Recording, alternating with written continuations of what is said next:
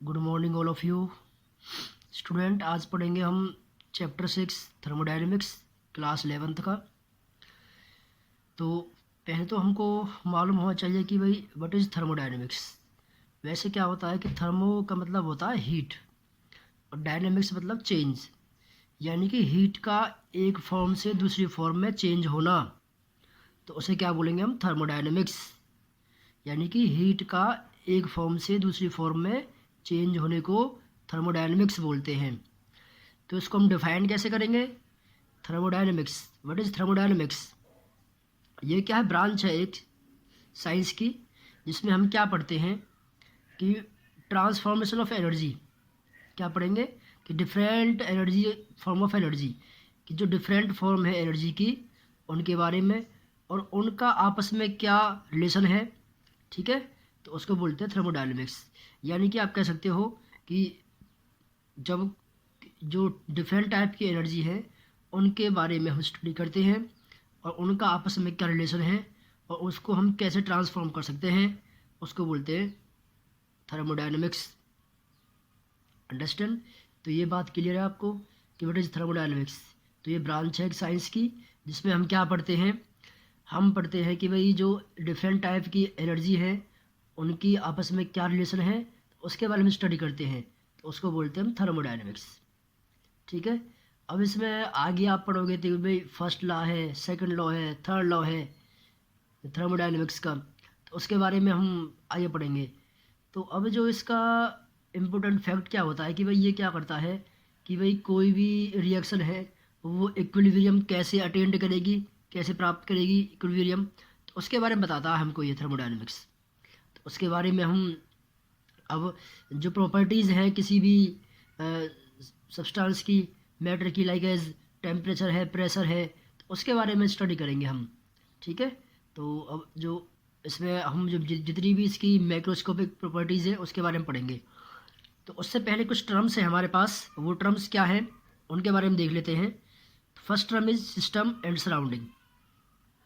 System क्या होता है कि the part of the universe, एक ये पार्ट है यूनिवर्स का जिसको कि हम चूज़ करते हैं, चूजन फॉर थर्मोडायनेमिक्स कंसिडरेशन, यानी कि थर्मोडायनेमिक कंसिडरेशन के लिए हम जिसको सिलेक्ट करते हैं उस पोर्शन को बोलते हैं हम सिस्टम। ये यूनिवर्स का वो पार्ट है जिसमें हम थर्मोडायनेमिक्स को कंसिडर करते हैं। थर्मोडायनेमिक इसका मीनिंग क्या हो गया कंसिडरेशन का, कि भाई इफेक्ट क्या है टेम्परेचर का, इफेक्ट ऑफ टेम्परेचर क्या है, प्रेशर क्या है, तो उसके बारे में स्टडी करते हैं। तो उसको बोलते हैं हम सिस्टम। यानी कि यूनिवर्स का वो हिस्सा जिसको कि हम सिलेक्ट करते हैं थर्मोडायनेमिक कंसिडरेशन के लिए, कि भाई उसके ऊपर इफेक्ट क्या होगा टेम्परेचर का, प्रेशर का, तो उसको बोलते हैं हम सिस्टम। अब यूनिवर्स में जो हमने पोर्शन सिलेक्ट किया उसको तो बोल दिया सिस्टम। अब जो रिमेनिंग पोर्शन होगा, the remaining portion of the universe excluding the system, system को छोड़ करके जो हिस्सा रह गया है उसको बोलते हैं हम सराउंडिंग। तो अगर हम यूनिवर्स को बनाना चाहें तो यूनिवर्स कैसे बनेगा आपका? Universe will be equal to system plus surrounding. तो सिस्टम को और सराउंडिंग को मिला करके बनता है आपका क्या? यूनिवर्स। ठीक है, तो बहुत ही दो बेसिक टर्म थी यहाँ पर, वो आपको शायद समझ में आ गई होंगी कि what is system and what is surrounding. ठीक है, यानी कि यूनिवर्स का वो हिस्सा जो हम सिलेक्ट करते हैं थर्मोडायनेमिक कंसिडरेशन के लिए, यानी उसके ऊपर इफेक्ट क्या होगा टेम्परेचर का, प्रेशर का, तो उसको तो बोलते हैं सिस्टम। और जो रिमेनिंग पार्ट है, जो उसका रिमेनिंग पोर्शन है यूनिवर्स का, उसको बोलेंगे सराउंडिंग। तो सिस्टम और सराउंडिंग से मिलके बनता है यूनिवर्स। चलिए अब पढ़ लेते हैं हम इसकी टाइप्स क्या हैं सिस्टम की। तो next topic is types of system. तो टाइप्स क्या है इसकी? फर्स्ट टाइप है आपकी open system. First is open system. तो ओपन सिस्टम क्या होता है कि अगर वो सिस्टम है, उस सिस्टम को हम ओपन सिस्टम कहेंगे, जिसमें क्या है कि if it can exchange both, अगर दोनों चीज़ एक्सचेंज होती है, मैटर भी और एनर्जी, यानी कि जो मैटर है, जो पदार्थ है वो भी चेंज हो और जो एनर्जी है उसकी वो भी चेंज हो, विद द सराउंडिंग के साथ साथ, तो उसको बोलते हैं हम ओपन सिस्टम। अगर देखो आपने कुछ पानी रख दिया एक खुले बर्तन में, उसको आप गर्म कर रहे हो, तो क्या होगा, जो पानी है उसकी तो भाप बन जाएंगी। तो यानी कि क्या है, जब मैटर भी पानी आपकी क्या बन जाएंगी, भाप बन जाएंगी। भाप बन के क्या है, पानी की मात्रा कम हो जाएगी। यानी कि जो अब अमाउंट है, एक तो वो जो अमाउंट ऑफ वाटर है वो कम हो गई, और दूसरा वो क्या हो गया, उसकी एनर्जी है वो भी एक्सचेंज हो गई। तो उसको बोलते हैं हम क्या, ओपन सिस्टम। तो बहुत ही सिंपल एग्जांपल है कि आप ये ओपन वेसल में कोई किसी एक खुले बर्तन में पानी को हीट करिए, गर्म करिए, तो उससे क्या है कि वाटर जो वेपर्स है वो तो कहाँ पहुँच जाएंगे, आपकी सराउंडिंग में। और जो सिस्टम के अंदर क्या रह जाएगा, जो बर्तन में पानी है उसका मैटर चेंज हुआ है, उसकी एनर्जी भी चेंज हुई है, तो उसको बोलते हैं हम ओपन सिस्टम। क्या बोलेंगे, ओपन सिस्टम। ठीक है। Next is closed system. Close में क्या होगा, यहाँ तो आपका मैटर भी चेंज हुआ और एनर्जी भी चेंज हुई। क्लोज सिस्टम में क्या होगा, क्लोज सिस्टम में कि जो मैटर जो if system can exchange only energy, यानी उसकी एनर्जी चेंज होगी बट जो मैटर है वो चेंज नहीं होगा, तो उसको बोलते हैं हम क्लोज सिस्टम। अब जो बर्तन आपने खुला रखा था उसको आप क्लोज कर दीजिए, बंद कर दीजिए, तो क्या होगा, जो मैटर है तो आपका चेंज नहीं होगा बट जो उसकी एनर्जी है वो चेंज होगी जी सिस्टम की। जिस बर्तन में आप गर्म पानी कर रहे हो तो उसमें क्या होगा, उसको आप ढक दीजिए। अब ढकने पर क्या होगा, जो वेपर्स है वो तो नहीं जाएंगी ऊपर, यानी कि पानी जो ढक्कन से लग के वो उल्टा वापस उसी बर्तन में आ जाएगा, तो मैटर तो उसका चेंज होगा नहीं बट जो उसकी एनर्जी है वो चेंज होगी। ठीक है। तो उसको बोलते हैं हम क्लोज सिस्टम। क्या बोलेंगे, क्लोज्ड सिस्टम। चलिए ये हो गया आपके दो टाइप इसके, ओपन सिस्टम और क्लोज सिस्टम। नेक्स्ट आपका है आइसोलेटेड सिस्टम। इसमें क्या होगा, ना तो अगर आपका मैटर चेंज हो और ना ही जो एनर्जी है सब्सटेंस की वो चेंज हो, तो उसको बोलेंगे हम आइसोलेटेड सिस्टम। अब जैसे आपने गर्म पानी है, गर्म पानी लिया, तो गर्म पानी को आपने किसी जो थर्मस है, ये फ्लास्क है, थर्मस फ्लास्क के अंदर रख दिया, यानी कि उसके अंदर डाल दिया, तो क्या होगा, वो अंदर से इंसुलेटेड है, बाहर से तो सरफेस लगी हुई है और अंदर उसकी मेटल की सरफेस है। तो उससे क्या होगा, जो मैटर की एनर्जी है और जो मैटर है और जो एनर्जी है कोई भी चेंज नहीं होगा, तो उसको बोलते हैं हम आइसोलेटेड सिस्टम। यानी कि अगर पानी को हम रखते हैं किसी थर्मस के अंदर, तो वहाँ पर क्या होता है, आपने देखा होगा कि जो बॉटल्स होती है कि वो कैसी है, अगर उसमें डाल दिया आपने ठंडा पानी तो ठंडा रहेगा, गर्म डाली तो गर्म रहेगा, तो वो होती है आपकी इंसुलेटेड बॉटल्स। तो यह फ्लास्क होता है, कौन सा, थर्मस फ्लास्क, तो उसको बोलेंगे हम आइसोलेटेड सिस्टम। ठीक है। तो ये तीन टाइप थी इसकी, ओपन सिस्टम, क्लोज सिस्टम और आइसोलेटेड सिस्टम। अंडरस्टैंड। चलिए अब इसके बाद देखते हैं हम कि भाई जो नेक्स्ट टॉपिक आपका है वो है स्टेट फंक्शन, कि व्हाट इज स्टेट फंक्शन। तो ये वो फिजिकल क्वांटिटी होती है जिसमें हम क्या स्टडी करते हैं, उस फिजिकल क्वांटिटी को हम क्या कहेंगे, स्टेट फंक्शन। अगर जो उसकी वैल्यू है, अगर वो डिपेंड करती है स्टेट ऑफ द सिस्टम, कि जो सिस्टम का स्टेट क्या है उसके ऊपर, ठीक है, but do not depend upon the path by which the state attain. ठीक है।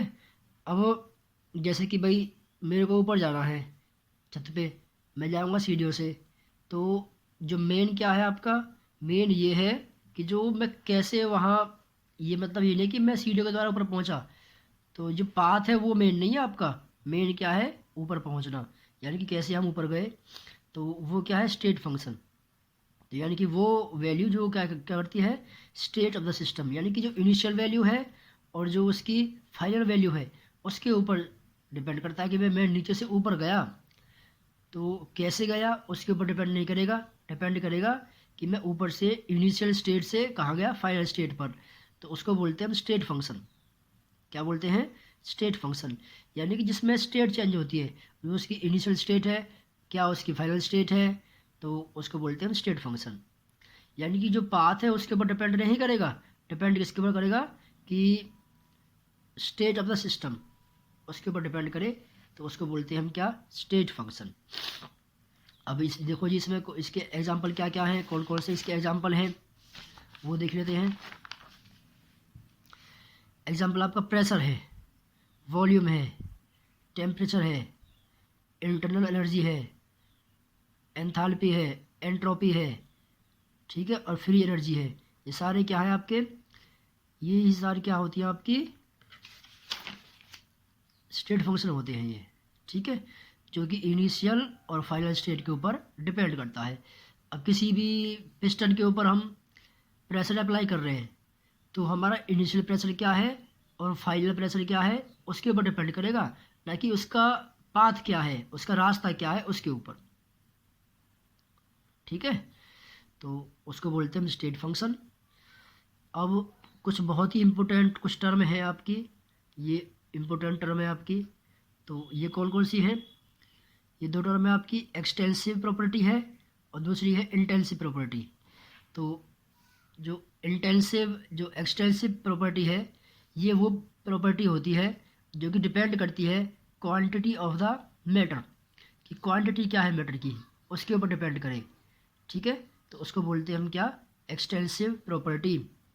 मास है, वॉल्यूम है, हीट कैपेसिटी है, भाई मास कितना है, कितना क्वांटिटी है उसकी, ठीक है, 2 kg है, 2 ग्राम है, क्या है, वॉल्यूम 2 लीटर है आपका, 100 ml है, कितना है, तो जो उसकी क्वांटिटी है उसके ऊपर डिपेंड करेगा, तो उसको बोलते हैं हम एक्सटेंसिव प्रॉपर्टी। नेक्स्ट है आपका इंटेंसिव प्रॉपर्टी, यानी कि ये वो प्रॉपर्टी है जो किसके ऊपर डिपेंड करेगी, नेचर ऑफ द सब्सटेंस, किसके ऊपर, क्वांटिटी के ऊपर डिपेंड नहीं करेगी, किस पे करेगी, नेचर ऑफ द सब्सटेंस, जो सब्सटेंस का नेचर क्या है, और क्या है, independent of the amount of the substance, और जो अमाउंट क्या है उसके ऊपर डिपेंड नहीं करेगी, डिपेंड किस पे करेगी, नेचर ऑफ द सब्सटेंस, कि नेचर क्या है सब्सटेंस का उसके ऊपर डिपेंड करेगी, ना कि अमाउंट ऑफ द सब्सटेंस के ऊपर, तो उसको बोलते हैं हम इंटेंसिव प्रॉपर्टी।